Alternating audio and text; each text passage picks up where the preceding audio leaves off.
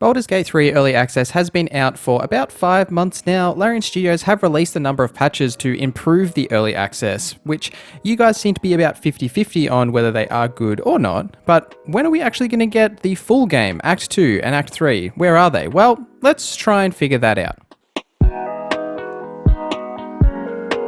This video is sponsored by you. If you go on to enjoy this video, make sure you do all those good YouTube things, subscribe, like, all that good stuff. The official Baldur's Gate 3 Steam page has a very brief answer to the ultimate question. Approximately how long will this game be in Early Access? Though Act 1, the content for Early Access, is defined, Acts 2 and 3 are a work in progress.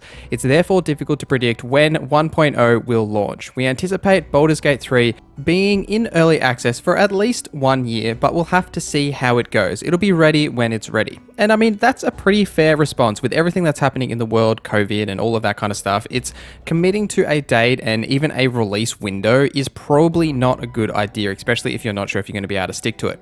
Larian's previous Divinity Original Sin games 1 and 2 both had a early access period. What we can do is use this information to give us a bit more of information about when the early access is possibly going to end, rather than just this vague answer. The original Divinity Original Sin game was released in early access on January 17, 2014, and fully released on the 30th of June, 2014. So this really is about a 5-month gap. Now, the difference here is that Divinity Original Sin 1 was for the most part complete when it hit early access. There really was only some bug squashing and polish and a couple of changes that really needed to happen before the game could actually fully launch. Divinity Original Sin 2, however, has a very similar development cycle to Baldur's Gate 3. For one, they are using the same engine and a lot of the same assets, which you can pretty clearly see when you are playing Baldur's Gate 3, but Divinity Original Sin 2 was released for early access on September 15, 2016, and was fully released on September 14, 2017, almost exactly a year later. That seems very much in line with what Larian Studios have said about Baldur's Gate 3 when you can expect the full launch. However, my expectation is that Baldur's Gate 3 is going to be in early access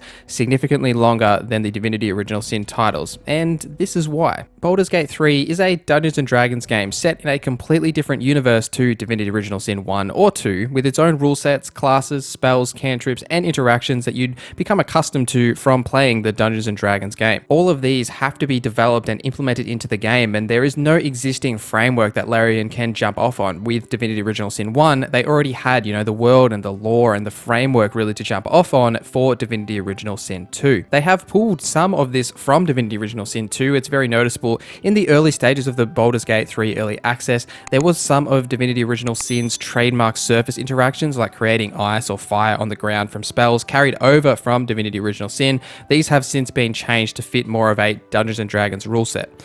The other part is that in Dungeons & Dragons, class leveling isn't a straight level up system. You don't just get a new spell, a new attribute point, extra HP, whatever it may be. In Dungeons & Dragons, it's built in a way that each class leveling experience is pretty much entirely unique. Things like multi-classing and proficiencies and class features are all unique to their specific class, and they all have different leveling processes for those classes. In the early access, we have 6 classes, each available to get to level 4 only. The full game will have another 6 classes, plus the extra levels that they are going to implement for Act 2 and Act 3. My expectation is that we are going to at least get to level 10, probably more, being that you can get to level 4 pretty easily in the early access, having only Act 1, so we can probably expect level 10 plus in the full game.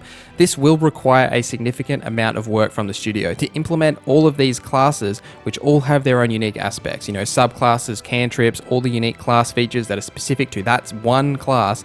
This alone isn't a small task. And then on top of that, you've got to make sure that these classes interact with combat as well in a way that feels meaningful and different from each other, because each class in Dungeons & Dragons, and pretty much any game with a class system, should have its own unique feel. The races is another thing to consider, and how that interacts with different classes. In Baldur's Gate 3, we already have 8 races plus a number of sub-races, and there's probably plenty more that they're going to implement here, because there is a lot of races that are actually missing from the early access. The role-playing aspects and the dice rolling and just the general, conversations and playing and dialogue is very well done in the game already, and it's very well implemented. And it seems to have been a pretty key focus for the early access to get, those role-playing aspects right, and they have done a good job right off the bat.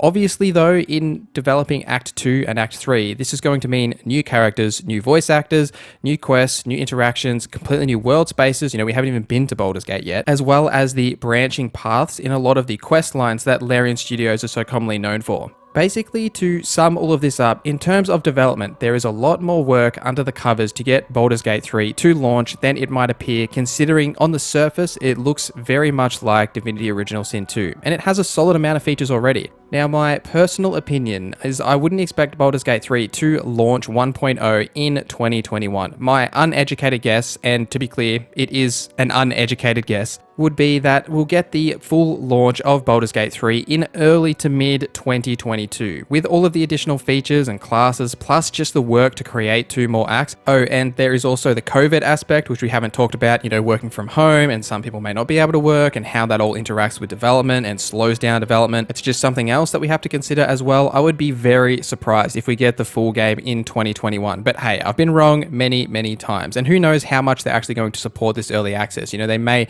continue updating early access throughout 2021. We're just going to have to wait and see what happens. Let me know in the comments below what your best guess is for when Baldur's Gate 3 will fully launch. If you're looking for more Baldur's Gate 3 content, why not check out my character builds? I have a character build for each of the early access classes that you can try out, give you some more content to do in the early access. Please follow me on Twitter, Instagram, and on Twitch, where I stream 2 days a week, Tuesday, Thursday, and Sunday Australian night times. Hope to see you guys there in the next stream. Thank you for watching this video. My name is Norza, and I hope you have a great day.